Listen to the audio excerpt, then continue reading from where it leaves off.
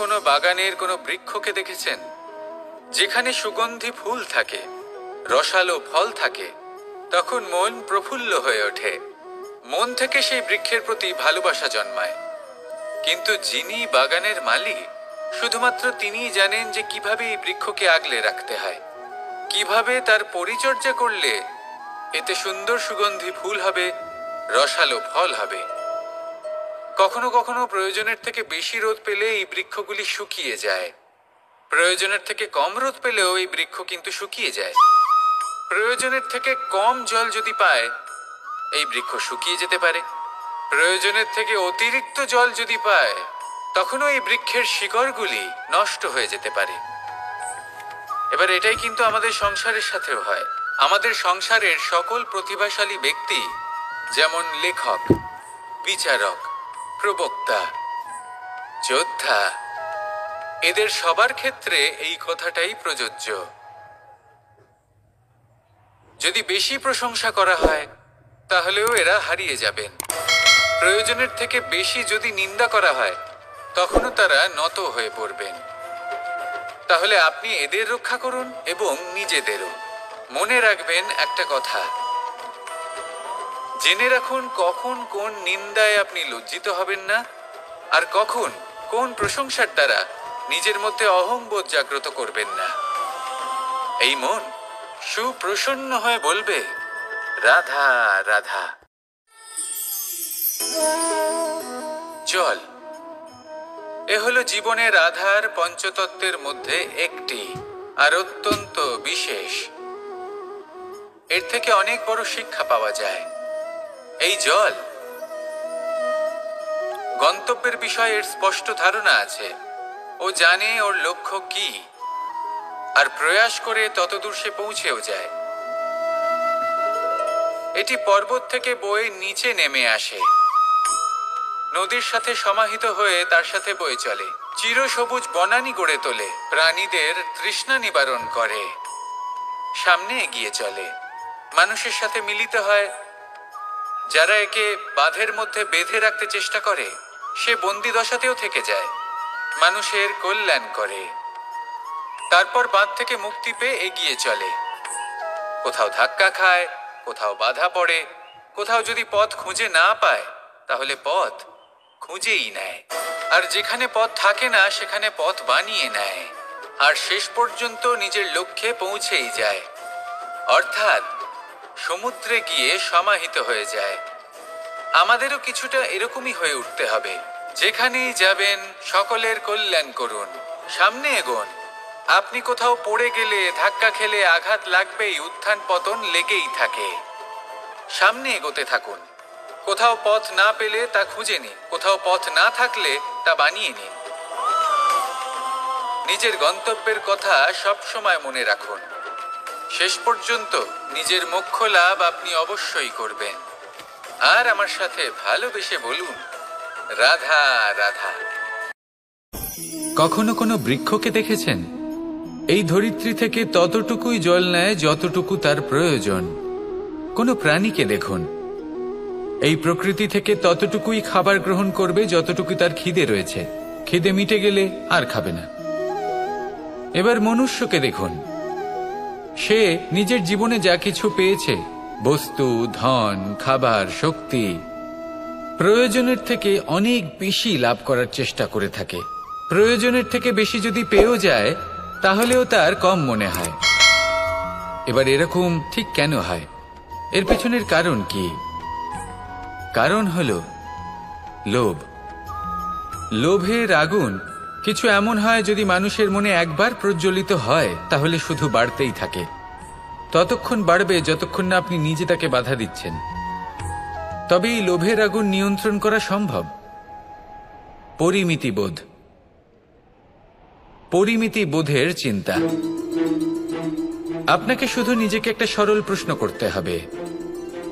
যখনই মনের মধ্যে কোনো বস্তুর প্রতি, শক্তির প্রতি, ধনের প্রতি, ভোজনের প্রতি লোভ বেড়ে যায়, নিজেকে প্রশ্ন করুন, এটা কি আমার কাছে ততটাই প্রয়োজনীয় যতটা একটা বৃক্ষের কাছে জল, যতটা একটা প্রাণীর কাছে ভোজন? এটা কি ততটাই প্রয়োজনীয়? যদি উত্তর না হয় তাহলে নিজেকে সেখানেই বাধা দিন, সেই ভাবনা সেখানেই ত্যাগ করুন, কারণ সেটাই হলো লোভ। ঠিক এইভাবেই প্রয়োজনীয়তার চিন্তা করে আস্তে আস্তে এই মন নির্লোভ হয়ে উঠবে, আর এই মন প্রসন্ন হয়ে বলবে, রাধা রাধা। আজ আমরা দুই ধরনের ব্যক্তির বিষয়ে কথা বলবো। প্রথম জন হলেন যে প্রয়োজনের থেকে অনেক বেশি পরিমাণ ধন উপার্জন করে থাকেন। তার কাছে ততটা ধন থাকে যতটা তার প্রয়োজনও নেই, তারপরেও আরো ধন উপার্জন করতে চেষ্টা করতে থাকেন। সকল সম্ভব চেষ্টা করেন, সকল সম্ভব কর্ম করেন, তা সে উচিত কর্ম হোক বা অনুচিত, তাতে তাদের কিছুই যায় আসে না। তারা শুধুই এই সংসারের সকল সুখ ভোগ করতে চান, সকল স্বাচ্ছন্দ্য লাভ করতে চান। আজীবন তারা প্রচেষ্টাই করতে থাকেন। এবার এই করতে গিয়ে তারা ভারাক্রান্ত হয়ে সমস্যার সম্মুখীন হন। এনাদের সমগ্র জীবন এই চেষ্টাতেই চলে যায়, জীবন যাপন করার বদলে। অন্যদিকে আরেকজন ব্যক্তি, যিনি জানেন তার প্রয়োজন কতটুকু, আর শুধুমাত্র সেই পরিমাণ ধন অর্জন করেন, তার থেকে বেশি একটুও নয়। উনি যদি দুবেলা খেতে পান, মাথা গোজার ঠাঁই পেয়ে যান, সেটাই পর্যাপ্ত। তাতেই তিনি আনন্দে জীবন যাপন করেন, না কোনো বৃথা চিন্তা করেন, না কোনো বৃথা কষ্ট করেন। এবার আমি আপনাদের জিজ্ঞেস করব, এই দুই ব্যক্তির মধ্যে আপনি কোন ব্যক্তি হতে চাইবেন? বেশিরভাগ মানুষ এটাই বলবেন যে আমরা সেই দ্বিতীয় মানুষ হতে চাই যারা সন্তুষ্ট। কিন্তু যদি মন দিয়ে দেখেন, আপনিও সেই কর্মই করছেন যা প্রথম ব্যক্তি করেন। আপনারা সবসময় চেষ্টা করে চলেছেন, এটাও লাভ করতে হবে, ওটাও লাভ করতে হবে, আমার এটারও প্রয়োজন, ওটারও প্রয়োজন। আপনি অনেক কিছু লাভ করেছেন, কিন্তু প্রশ্ন এটাই যে আপনার কি সেই সবকিছুর প্রয়োজন রয়েছে? এর উত্তর আপনার অন্তর্মনে রয়েছে। আপনার মন জানে যে আপনার প্রয়োজন কতটুকু। সেখানে গিয়ে দেখুন। সন্তুষ্টি মানুষকে আনন্দ দেয়। মানুষ যতটা সন্তুষ্ট হবে ততটাই সে আনন্দ লাভ করবে। এবার আপনাকে এই সিদ্ধান্ত নিতে হবে যে আপনি কখন আর কোথায় সন্তুষ্টি লাভ করবেন, কত কিছু লাভ করার পরে সন্তুষ্ট হবেন। এই উত্তর আপনি মন থেকে পাবেন। এই সমাজের চাহিদায় জড়িয়ে নিজেকে বিভ্রান্ত করবেন না। নিজের অন্তরের এই মিথ্যে অহংবোধকে প্রশ্রয় দিতে গিয়ে যদি আপনি এরকম প্রয়াস করতে থাকেন, তাহলে জীবনযাপন কখন করবেন? থেমে যান, শান্ত হয়ে যান, নিজের অন্তর্মনে নিমজ্জিত হয়ে দেখুন যে সন্তুষ্টি কোথায়। এই সন্তুষ্টি লাভ করুন। এই মন প্রসন্ন হয়ে বলবে, রাধা রাধা। আমাদের গৃহে অনেক কক্ষ রয়েছে, কিন্তু এমন কি আছে যে একটাই থাকে? আমাদের গৃহের দ্বার। এমন কেন হয়? অনেক দ্বার তো থাকতেই পারে। ভেবে দেখুন, একটা বিশাল ভবন রয়েছে, তার চতুর্দিকে অনেক দ্বার আছে। ভালোই হবে, যাতায়াত করতে সুবিধা হবে, কিন্তু এমন আমরা কেন করি না? এবার আপনি বলবেন যে এটার উত্তর তো সহজ। যতগুলো দ্বার থাকবে ততজন দ্বারপালও থাকবে। কে কখন কোথা থেকে আসবে, কোথায় চলে যাবে সেদিকে খেয়াল থাকবে না। চুরির সম্ভাবনাও বেড়ে যাবে। যাক, এই বিষয়ে অন্তত আপনি বোঝেন। সেই জন্য আপনার গৃহে একটাই দ্বার রয়েছে। কিন্তু আপনার মনের বিষয় কি জানেন? আপনার মনেও কি কোনো দ্বার আছে? নেই? তার মানে যে কোনো ব্যক্তি যেখান থেকে খুশি আসতে পারে, আর আপনার মনে যা খুশি প্রবেশ করিয়ে চলে যেতে পারে। কোনো বাধার সম্মুখীন না হয়ে কোনো ব্যক্তি আপনার মনে যা কিছু প্রবেশ করিয়ে চলে যাবে, তা সে আমাদের পক্ষে শুভ হোক, অশুভ হোক বা যতই ঘাতক হোক না কেন। সেই ভাবনা হতে পারে বাসনাময়, ক্রোধে পরিপূর্ণ, মতভেদে পরিপূর্ণ, বিদ্বেষ বা অহংকারে পরিপূর্ণ, বা কোনো ব্যর্থ ভাবনা হতে পারে। বিশ্বের যে কোনো ভাবনা মনে এসে বসবাস করতে পারে। এবার মনে যা ভাবনা থাকবে, মন সেটাই অনুভব করবে। নেতিবাচক ভাবনা যদি মনে ঘর করে, মন সুখ অনুভব কি করে করবে? সেই জন্য আবশ্যক হলো মনের মাঝে ইতিবাচক সত্তার দ্বার গড়ে তোলা, অর্থাৎ কোনো ভাবনা যদি আসে এবং ইতিবাচক হয় তাহলে তাকে মনে প্রবেশ করতে দিন। যদি তা আপনাকে আর্থিক, সামাজিক, পারিবারিক, আধ্যাত্মিক লাভ দেয় তাহলে তাকে প্রবেশ করতে দিন। যদি না দেয়, যদি তা নেতিবাচক ভাবনা হয়, তাকে দ্বার থেকেই আবার ফিরিয়ে দিন। যত শুভ চিন্তায় থাকবে এই মন, ততই শুভ হবে আপনার জীবন। আর এই মন সুপ্রসন্ন হয়ে বলবে, রাধা রাধা। অহংকার এ হলো ছোট একটা শব্দ, কিন্তু এর প্রভাব অত্যন্ত বৃহৎ হয়ে থাকে। আর সব থেকে বড় সমস্যা হলো মানুষ আজ অবধি বুঝতেই পারেনি যে এই অহংকারের বাস্তব রূপ কিরকম।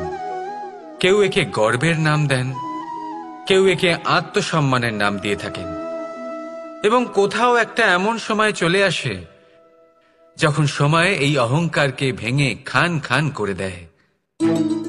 আর তখন না গর্ব আপনাকে বাঁচাতে পারে, না আপনার আত্মসম্মান। এখন যদি আপনাকে উদাহরণ দিই, তাহলে যেখানে আপনি বসে আছেন সেই ঘরেই ওপরে তাকান, সেই ছাদের দিকে।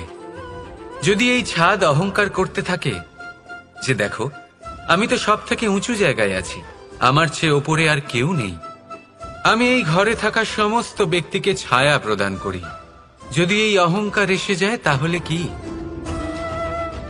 একবার ভেবে দেখুন, যদি পরের দিন তার উপর আরো একটা তলা বানিয়ে দেওয়া হয় তাহলে কি? এই ছাদ, যার নিজের উঁচু হবার অহংকার ছিল, যে সব থেকে ওপরে ছিল, সে এবার পায়ের তলায় চলে এসছে। এটাই হয়ে থাকে। মনে কখনোই অহংকার পোষণ করবেন না। যদি মনের মধ্যে কিছু রাখতে চান, তাহলে প্রেমের ভাব রাখুন, স্নেহ রাখুন। এই অহংকারকে আপনি যা ইচ্ছে নাম দিন, গর্ব হোক, আত্মসম্মান হোক, এর দ্বারা আপনার কোনোভাবেই কোনো লাভ হবে না। তাহলে এই অহংকারকে ত্যাগ করুন আর আমার সাথে ভালোবেসে বলুন, রাধা রাধা। ভগবান প্রত্যেক কঠিন পরিস্থিতিতে এই নামই আছে যা আমাদের উপায় দিয়ে থাকে। ব্যক্তি যান, ভগবানের পুজো করেন, আরাধনা করেন, ব্রত পালন করেন, মন্দিরে যান, পুজো পাঠ করেন, ভগবানকে জাগিয়ে তোলেন। আর তারপর শুরু হয় সমস্ত প্রশ্ন। হে ভগবান, আমার সাথে এরকম কেন হচ্ছে? কেন আমারই জীবনে এত দুঃখ আছে? আমি কিভাবে এর সম্মুখীন হব? আমাকে কেন এত কষ্ট ভোগ করতে হচ্ছে? হে ভগবান, আমি কি করব? আমাকে সাহায্য করুন, কোনো রাস্তা দেখান।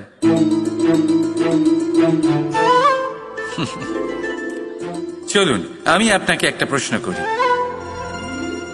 মন্দিরে যাওয়ার চেষ্টা করার আগে আপনি কি জীবনে ততটা চেষ্টা করেছেন যতটা সেই সমস্যাকে দূর করার জন্য দরকার ছিল?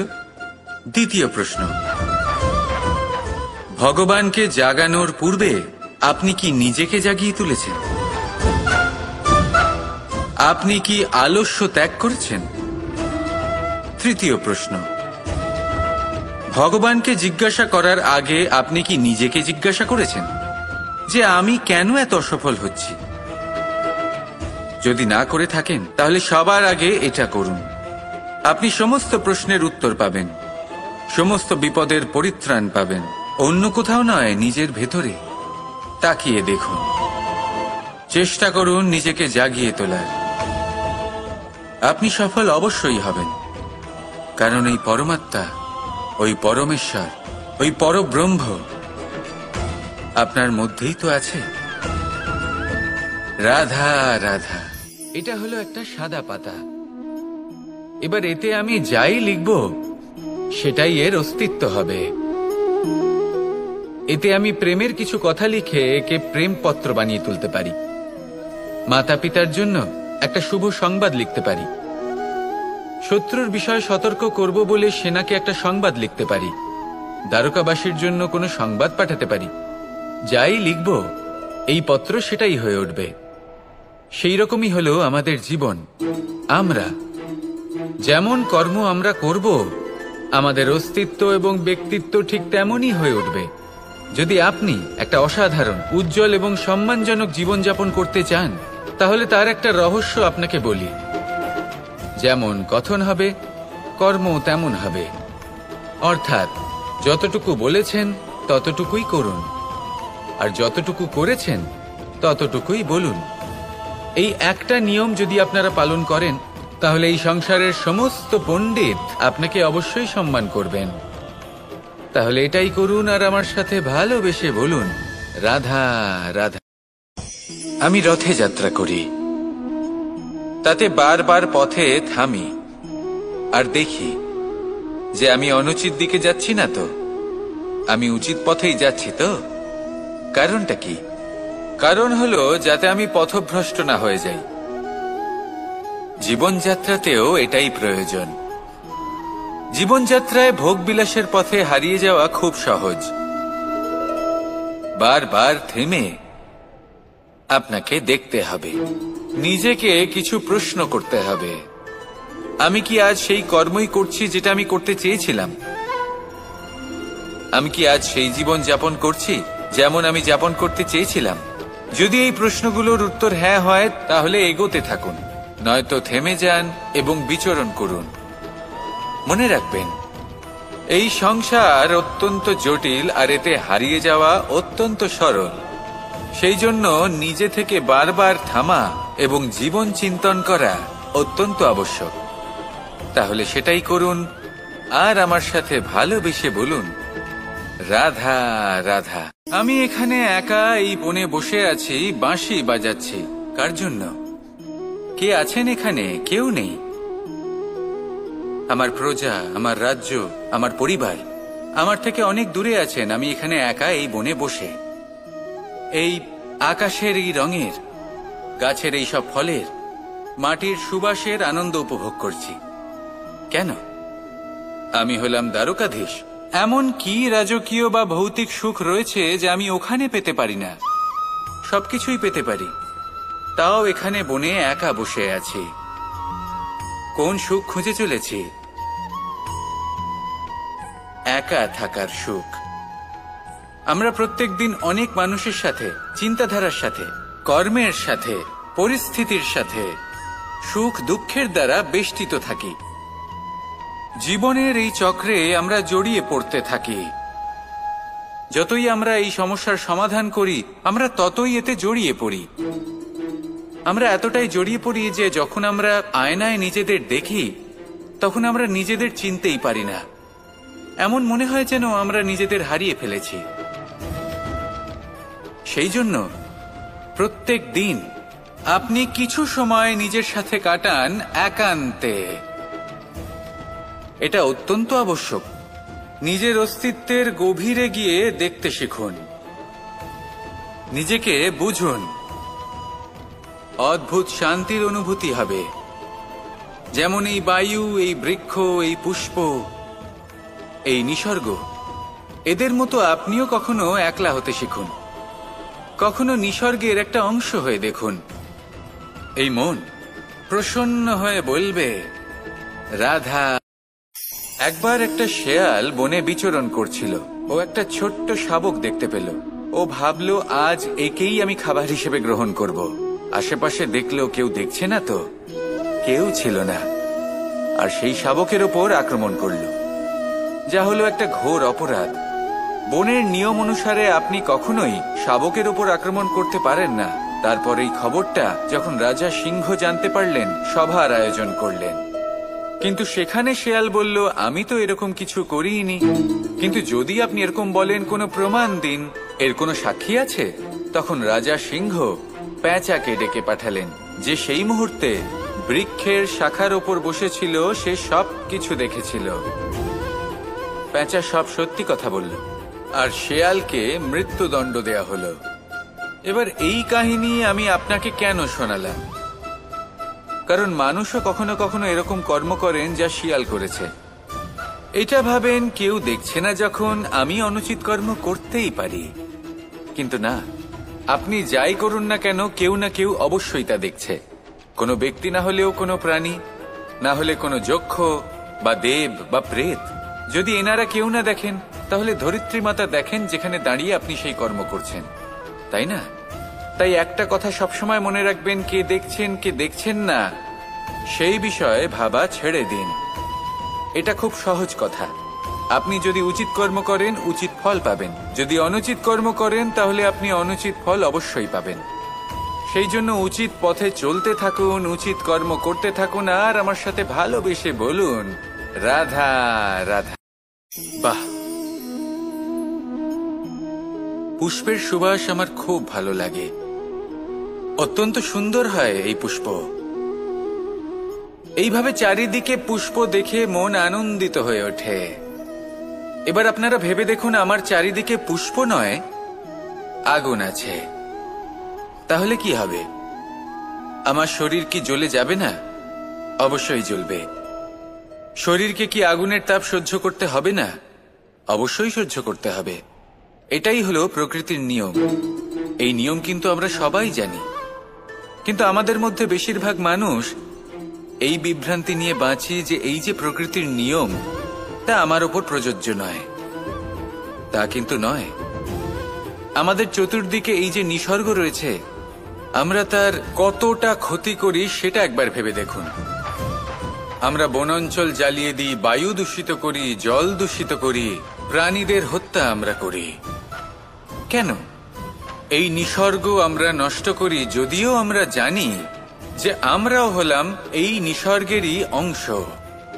এবার দেখুন, শরীরের কোনো অংশে যদি আগুন ধরান, আস্তে আস্তে সমস্ত শরীরও জ্বলে যাবে। সেইভাবেই নিসর্গ যদি নষ্ট হয়ে যায় তাহলে মনুষ্য জাতিও নষ্ট হয়ে যাবে। তাই এই যে নিসর্গ আপনি দেখছেন, এই পুষ্প, এই বৃক্ষ, বায়ু, জল, এদের সকলকে রক্ষা করুন, নষ্ট নয়। মনে রাখবেন, যদি নিসর্গ থাকে মানুষ থাকবে, যদি নিসর্গ থাকে তাহলেই জীবন থাকবে। আসুন আমার সাথে ভালোবেসে বলুন রাধা রাধা। পাণ্ডবরা বন থেকে এসেছিলেন। ওনাদের কাছে না কোনো ধন ছিল, না কোনো সম্পদ, না বিদ্যা। নিজের পরিশ্রমের দ্বারা ওনারা বিদ্যা অর্জন করেছিলেন, আর তার দ্বারাই সম্পদ অর্জন করলেন আর ধনও অর্জন করলেন। এই পাণ্ডব ছিলেন অত্যন্ত কুশল এবং শক্তিশালী। যুধিষ্ঠির নিজের পরিশ্রম দ্বারা এমন জ্ঞান অর্জন করেছিলেন যে এই সংসার ওনাকে ধর্মরাজ যুধিষ্ঠির অভিহিত করেছিল। দেখতে গেলে পাণ্ডবদের কাছে সবকিছুই ছিল, কিন্তু যখন বিষয় এলো আরো ধন লাভ করার, তখন যুধিষ্ঠির, যিনি পাণ্ডবদের মধ্যে জ্যেষ্ঠ, তিনি সকল পাণ্ডবদের সাথে দ্যুতক্রীড়ায় অংশগ্রহণ করে ফেললেন। এর ফলে না শুধু ধনলক্ষ্মী, ধর্মলক্ষ্মী, বিবেক লক্ষ্মীকেও হারালেন, আর শুধু তাই নয়, নিজের গৃহলক্ষ্মী দ্রৌপদীকেও হারিয়ে ফেললেন। এর কারণ কি? ভুলে গেলেন খুব সহজ একটা কথা, এই সংসারে সম্মান এবং সাফল্য দুটোই পরিশ্রমের দ্বারা লাভ করতে হয়। কিন্তু দ্যুতক্রীড়ার এই খেলা আমাদের ভাগ্যের উপর নির্ভরশীল। এই সংসারে দুটি পথ রয়েছে। একটা পথ যেখানে কর্ম এবং পরিশ্রমের দ্বারা আপনি নিজের পথ নিজেই রচনা করতে পারবেন, আর দ্বিতীয় পথ হলো যেখানে এই ভাগ্য এক মুহূর্তে আপনাকে শিখরেও পৌঁছে দিতে পারে, আবার ধূলিসাৎ করে দিতে পারে। আপনি কোন পথ বাছবেন সেই চয়ন আপনারই। আসুন আর আমার সাথে ভালোবেসে বলুন রাধা রাধা। কোনো এক সময়ের ঘটনা এটা। মা এবং বাবা হাটে গিয়েছিলেন, তখন আমি আর দাদা গিয়েছিলাম গরু চড়াতে। আমরা বাড়ি ফিরে এলাম, আর মা সেই সময় একটা কাজ করতেন। যখনই হাটে যেতেন দরজা তালা বন্ধ করে যেতেন। উনি খুব ভালো করে জানতেন যে যদি ওনার এই মাখন চোর সঠিক সময়ে পৌঁছে যায় তাহলে এক ফোঁটাও মাখন ওনার অবশিষ্ট থাকবে না। এবার ঘটনা কিছুটা এরকম হলো যে মা আর বাবা মাঝে মাঝে হাটে যেতেন, তাই মাঝে মাঝে এই দরজা তালা বন্ধ করতে হতো। যখন মা আর বাবা ফিরে এলেন তখন বাবা ভুলে গিয়েছিলেন যে এই চাবির গোছা থেকে ঠিক কোন চাবিটা দরজার তালা খোলার জন্য উপযোগী। উনি চেষ্টা করতে শুরু করে দিলেন। একটার পর একটা চাবি দিয়ে উনি চেষ্টা করতে থাকলেন, কিন্তু সেই দরজার তালা তো খুলতেই চাইছিল না। ওনার মাথা থেকে ঘাম পড়তে শুরু করলো। তখন মা বললেন যে তালা ভেঙে দেওয়া যাক। মা চলে গেলেন, আর বাবা বললেন না না দাঁড়াও, আর কিছু চাবি বাকি আছে, এটা হয়তো খুলতে পারবো। মা হাতুড়ি নিয়ে চলে এলেন সেই তালা ভাঙার জন্য, আর তখনই বাবা শেষ চাবিটা প্রয়োগ করলেন আর দরজার তালা খুলে গেল। যদি উনি চেষ্টা না করতেন তাহলে এই তালাটাও ভেঙে যেত আর চাবিটাও নষ্ট হয়ে যেত, ঠিক কিনা? এবার এই ঘটনাটা আমি দেখেছিলাম, আর আমার মনে হলো যে কখনো কখনো এই চাবির গোছার মধ্যে থেকে শেষ চাবিটাও কিন্তু জীবনের দরজা খুলে দিতে পারে। সেজন্য আপনি যদি জীবনে সাফল্য লাভ করতে চেষ্টা করেন, নিজের লক্ষ্যে পৌঁছতে চান, তাহলে হার মানবেন না। হয়তো দেখবেন আপনার পরবর্তী প্রচেষ্টা বা এই অন্তিম প্রচেষ্টা আপনাকে সাফল্যের পথে নিয়ে গেল। তাই নিরন্তর প্রচেষ্টা করতে থাকুন, জীবনে সাফল্য লাভ করুন। যজ্ঞের আগুনকে শুভ বলে মনে করা হয়, আর সেখানেই চিতার আগুনকে অশুভ মনে করা হয়। এমনটা কেন হয়? এখানে বিষয়টা হলো লক্ষ্য, বিচার এবং সঙ্গের। যখন আমরা যজ্ঞ করি তখন আমাদের লক্ষ্য কি হয়? পরিবেশকে আরো পবিত্র করে তোলা, ইতিবাচক করে তোলা। আমাদের লক্ষ্য শুভ হয়। তারপরে আসে বিচার। এই পরিস্থিতিতে সেই বিচার হলো অগ্নি। স্ফুলিঙ্গ থেকে তীব্র আকার ধারণ করে সমস্ত কাঠকে পুড়িয়ে দেয় এবং সুগন্ধ ছড়িয়ে দেয়। অর্থাৎ যদি আপনার লক্ষ্য শুভ হয় তাহলে তার নিজেই শুভ বিচারধারাকে আমন্ত্রণ জানায়। এই শুভ বিচার তখনই আসবে যখন আপনার সংকল্প শুভ হবে। অন্যদিকে হলো চিতার আগুন। এর লক্ষ্য কি? একটা দেহকে পরধামে পৌঁছে দেওয়া। সবার শেষে সবকিছু আপনার উপরে নির্ভরশীল যে আপনি কোনটা চয়ন করতে চান। আপনার লক্ষ্য যদি শুভ হয় তাহলে আপনার বিচার এবং সঙ্গতি আর তার পরিণাম সবই শুভ হবে। আসুন আর আমার সাথে ভালোবেসে বলুন, রাধা রাধা। এই সংসারের প্রত্যেক বস্তুর, প্রত্যেক পরিস্থিতির, প্রত্যেক আবেগের দুটি দিক আছে। এর মধ্যে পার্থক্য করা সম্ভব শুধুমাত্র দৃষ্টিভঙ্গির দ্বারা। যদি কোনো ব্যক্তি পর্বত শিখরে দাঁড়িয়ে থাকেন তাহলে উনি এটাই দেখতে পাবেন যে এই জলের ধারা সমুদ্রের দিকে বয়ে চলেছে। আরেক ব্যক্তি যিনি সমুদ্রের কাছে দাঁড়িয়ে আছেন তার এটাই মনে হবে যে এই জলের ধারা সমুদ্রের দিকে আসছে। এখানে বিষয়টা হলো দৃষ্টিভঙ্গির, আর এটাই সময়ের সাথেও হয়ে থাকে। অনেক সময় মানুষ চিন্তিত হয়ে পড়েন, ত্রস্ত হয়ে পড়েন যে তার কাছে হয়তো খুব কম সময় আছে, তাতে তিনি অনেক কিছুই করতে পারবেন না, আর একটু সময় থাকলে খুব ভালো হতো। তিনি এইভাবেও ভাবতে পারেন যে অল্প হলেও সময় বাকি তো রয়েছে, অর্থাৎ যা অবশিষ্ট আছে তাকে সংরক্ষণও করা সম্ভব, তাতে জীবন যাপনও করা সম্ভব। আর এটা নির্ভর করছে আপনার উপর। তাই দৃষ্টিভঙ্গি ইতিবাচক রাখুন। জীবনে দুই ধরনের আবেগ রয়েছে যার কোনো মূল্য নেই। আমার কথার অর্থ এটা নয় যে এদের কোনো গুরুত্ব নেই। গুরুত্ব যথেষ্টই রয়েছে, শুধু এদের জন্য আপনাকে কোনো মূল্য দিতে হয় না। প্রথম আবেগ হলো আনন্দ, প্রসন্নতা। এটা আপনি যে কোনো জায়গায় খুঁজে পেতে পারেন যদি আপনি খুঁজে পেতে চান। আপনি কোনো পুষ্পের সৌন্দর্য দেখে প্রসন্ন হতে পারেন। বায়ুর কারণে যখন একটি বৃক্ষ শিহরিত হয় সেটা দেখে আপনি প্রসন্ন হতে পারেন। একটা ছোট্ট শিশুর কলরব শুনেও আপনি প্রসন্ন হতে পারেন। একটা ক্রন্দনরত বালককে হাসিয়ে আপনি প্রসন্ন হতে পারেন। সবকিছু আপনার উপর নির্ভরশীল। সেখানে আরেকটি আবেগ হলো দুশ্চিন্তা। মানুষ বড়ই দুশ্চিন্তা করতে থাকে। আজ আমি এই কাজ করেছি, সেই বিষয়ে চিন্তা। আজ আমি এই কাজ করতে পারিনি, সেই বিষয়ে চিন্তা।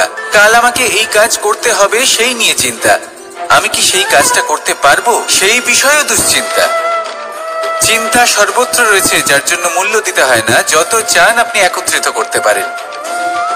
একটা গুরুত্বপূর্ণ কথা মনে রাখবেন, প্রসন্নতা জীবনের একটা নতুন সূত্রপাত। সেখানে দুশ্চিন্তা হলো জীবনের চিতার সমান। এবার এই দুটি আবেগ হলো মূল্যহীন, দুটোই আপনার সামনে আছে। কোনটা চয়ন করবেন আপনি, দুশ্চিন্তা নাকি প্রসন্নতা? সিদ্ধান্ত আপনারই। আসুন আর আমার সাথে ভালোবেসে বলুন, রাধা রাধা। ধন, সম্পত্তি, এগুলো আসলে কি? এগুলো শুধু সেই মূল্য যার দ্বারা আমরা কোনো কিছু অর্জন করতে পারি।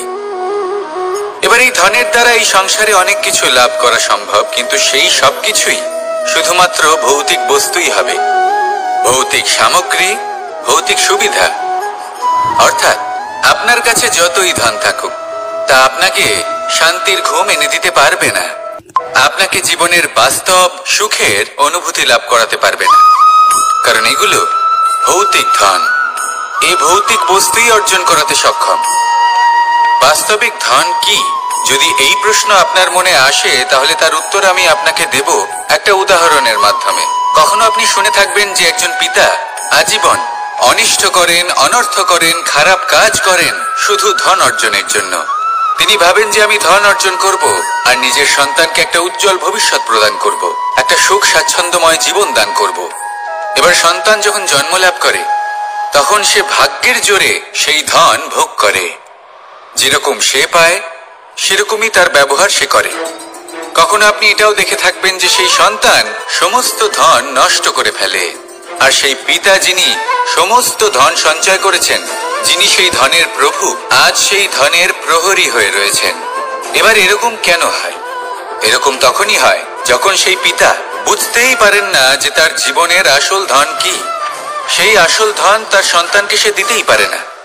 যদি পিতা তার সন্তানকে কর্মের জ্ঞান দিতে পারেন, উচিত কোনটা অনুচিত কোনটা সেই শিক্ষা দিতে পারেন, সংস্কারের প্রকৃত শিক্ষা দিতে পারেন, তবে সেটা ধনের থেকে অনেক বেশি গুরুত্বপূর্ণ। এটাই হলো জীবনের বাস্তব ধন। আপনি সেই কথা তো অবশ্যই শুনে থাকবেন, কুসন্তান হলে ধন সঞ্চয় করে কি হবে, সুসন্তান হলে ধন সঞ্চয় করে কি হবে। সন্তান যদি কুপুত্র হয় তাহলে সব নষ্ট করে ফেলবে, আর সন্তান যদি সুপুত্র হয় তাহলে ধন থাকুক না থাকুক, সে নিজেই কর্মের পথে অগ্রসর হয়ে ধন অর্জন করবে আর নিজের জন্য এক উজ্জ্বল ভবিষ্যৎ গড়ে তুলবে। তাই সন্তানকে সম্পদ দেওয়ার আগে কর্মের জ্ঞান দান করুন, সুশিক্ষা দিন, কারণ এটাই হলো জীবনের প্রকৃত ধন। আসুন আর আমার সাথে ভালোবেসে বলুন, রাধা